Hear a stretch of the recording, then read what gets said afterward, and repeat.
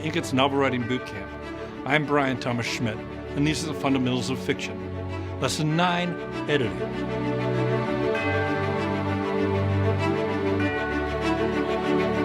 Now, I've been a professional editor since 2011, so I could spend hours on this topic.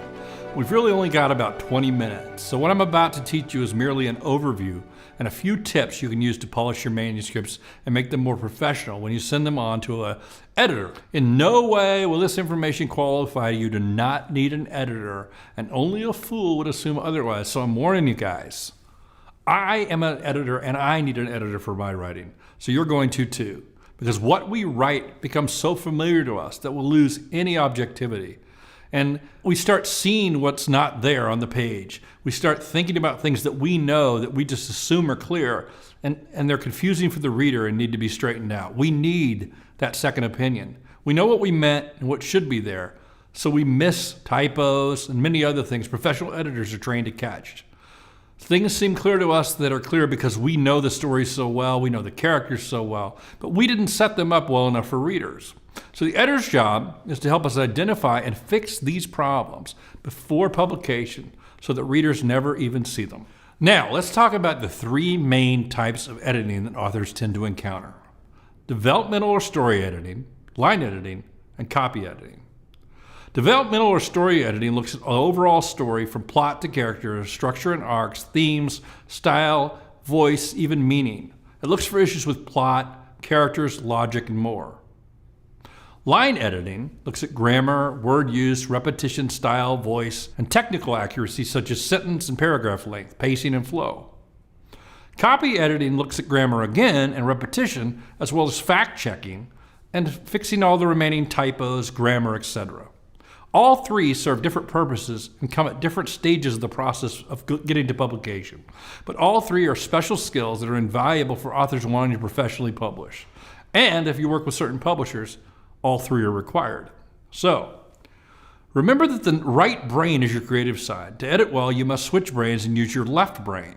This is why editing should not begin until you've given yourself some time away from the story to gain back a little bit of fresh perspective or objectivity. It's also why techniques such as reading backwards, reading the last sentence first and then the next sentence and so on through the book and reading it aloud are very helpful tools to editing and revision.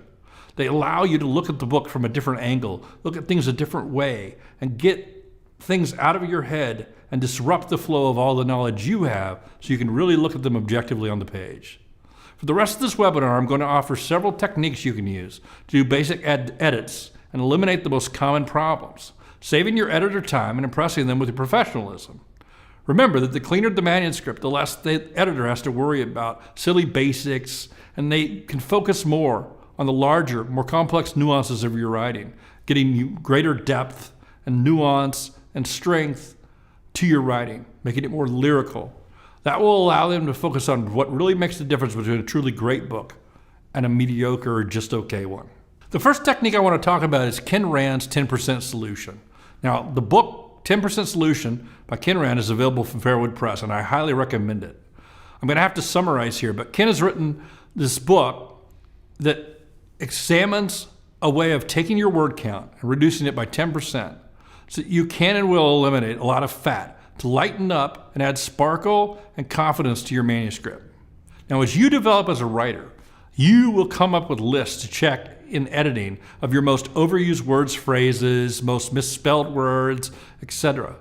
These are often key areas for eliminating 10%, but here's a few others. Let's look at the following table. What you want to do is take the words on the table and insert them one by one on your Find Search feature of your word processor and highlight the results. Then go through and look at them one by one, asking yourself 3 questions. 1, do I keep it as is? 2, do I change it? Or 3, do I delete it? Ask yourself if the sentence is accurate, clear, and brief before and after the changes. If it's accurate, clear, and brief before, you will likely choose to keep things as is. If not, the changes are warranted. Repeat this until you've gone through the entire list on the table.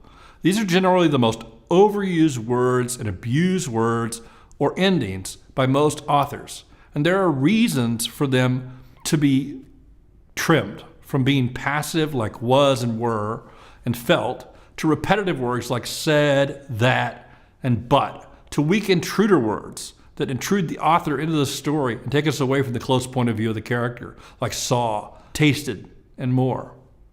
Applying this technique will help you identify many weaker sentences you need to polish and words you need to eliminate to make your prose stronger. Now, let's look at some tips to provide further explanation of these issues and why some of these words are included on the list. Intruder words lend a feel of passive writing or structure to the narrative. Use them only when consciously aware of doing so, not as a fallback or routine style. The more active way to relate things is just to flat out say it. Knew, know, felt, wondered, thought, mused, debated, saw. These are examples of intruder words. And these are words that interject you as narrator into the story, rather than telling the story from the point of view, showing the story from the point of view character as it unfolds. Let's look at an example. 1. He wondered what kind of food was cooking as he pushed on the front door and released a hearty aroma. Instead, try, he pushed on the front door and released a hearty aroma. What kind of food was she cooking? It's much more dynamic, much more powerful, and flows better. Here's another example. 2. He saw orange lantern lights, green umbrellas, and heard the music of violins when he crested the top of the hill. Okay. Instead, try, when he crested the top of the hill, orange lanterns illuminated the twilight. Green umbrellas rose up from cozy tables all around. The music of violins created a sweet harmony. See how much better that sounds? Now, let's look at commas and compound sentences. There's a mnemonic that's helpful. It's fanboys, F-A-N-B-O-Y-S. For, and, nor, but, or, yet, so. Fanboys. When using one of the fanboys' words to combine thoughts, this forms a compound sentence. Comma placement is commonly seen after the conjunction word or neglected, so it's rarely in the right place. The simple rule is this: break the sentence before the conjunction. If there are two separate sentences, a comma is mandatory. The comma comes before the conjunction. Example: I went to the party and ate until I was sick. I went to the party. I ate until I was sick. The sentences here cannot stand by themselves as two separate sentences because they share the same subject. Therefore, a comma is not going to be inserted with the conjunction. I went to Johnny's and I fell in love at first sight with the puppy on the stoop. Now here you have I went to Johnny's and you have I fell in love at first sight with the puppy on the stoop. Two separate sentences. So, since they can stand alone, you're going to put a comma before the and that conjuncts them, making them a compound sentence. So, I went to Johnny's, comma, and I fell in love at first sight with the puppy on the stoop. Make sense? Let's look at basic passive structure now. Passives can almost always be seen with ing words, but ing is not really the problem. It is a was plus ing problem. Nix the structure and use the straight past form with an ed ending instead. Let's look at an example. He was walking across the room with his shoes off. He walked across the room with his shoes off. See how much more immediate, see how much more powerful and active it is to say it that way? You're not eliminating the was because it's often necessary. What you're eliminating is was doing something. Instead, they just do it. Unless your entire story is within the present tense, then you might have more exceptions in this case. Basic gerund issues. Anytime ing occurs, it's virtually always a gerund structure. These lend themselves to gerund conflict and dangling modifier issues. The way to check for conflict is a very simple method. Ask yourself, can the action be done at the same time? Smiling, he answered the phone.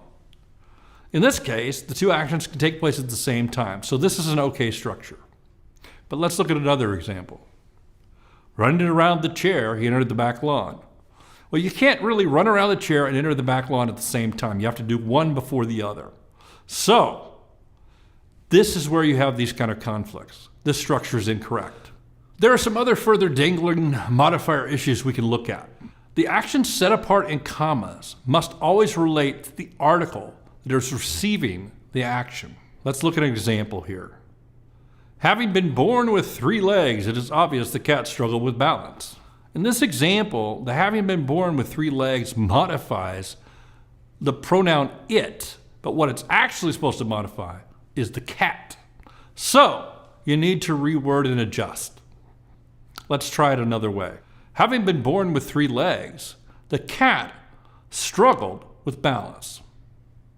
Sounds a lot better, right? Here's another example of the same thing. Wanting something warm and cozy, the colorful quilt gave the cat a place to sleep. Before the comma modifies the quilt, when the intended recipient is the cat. So rearrange the sentence as wanting something cozy. The cat fell asleep in the colorful quilt. Makes a lot more sense. For further editing on your speech tags, you need to review my webinar on dialogue, but those are another thing you should look at, related to said, which was on the chart. For the ION ending, it's the last 3 syllables of many long words. And here you may just need to consider substitutes. Instead of intoxication, does drunk work better or sound better? For conflagration, what about fire? For rationalization, how about excuse? Remember, writing is about communication. The simpler you write, the clearer it is. If it is the vocabulary of a character to speak more complicatedly, that's one thing. But some characters have different social, educational levels and diction accordingly. And that should be represented well in your dialogue to make it seem realistic. So modify your general use of language, and simpler, clearer choice is usually the better in most cases. It's a trick for identifying some common problem areas. Now, these tips should give you a lot to work on to make your manuscript stronger and more professionally polished before sending it off to an editor. It will also make your editor a lot happier. The last tip I want to offer is the answer to a commonly asked question. How do I know when to stop editing? When you finish with the above tips, take a break, then read your manuscript aloud. If you find more edits, fix them. But remember, when you start putting back things you already removed, it's probably time to consider stopping and handing it over to the editor for a fresh perspective. Don't get stuck in the cycle of endless repetitive revision so you never finish. At some point, you can only make things worse, and you really can always only ever make each book as good as you are as a writer at that particular moment. Over time, looking back, each book will get better and better, but you do need to recognize, learn, and accept your limits. And no book is ever going to be perfect. This week's homework, besides finishing the total 20K, is to figure out an editing plan. Plan time to edit, plan time to get away and get fresh perspective as part of the plan, and decide how to approach it using the techniques presented and any other methods that might work for you. Then make a list of the various issues you think you need to look into, from fact-checking, character names consistency, to plot holes, etc., that you might not have already noted elsewhere, so that when it comes time to edit, you're prepared and organized. This is going to save you a lot of time and frustration, and help you approach it in an organized, more systematic fashion. In the meantime, guess what? You finished a book. Congratulations. We have one more lesson left on marketing, and then you're done. So I hope you feel a sense of accomplishment, and I hope these lessons have been helpful. Thanks for sticking with us, and be sure and let us know how the lessons are working or not working for you so we can keep improving them. Congratulations again, and have a great week.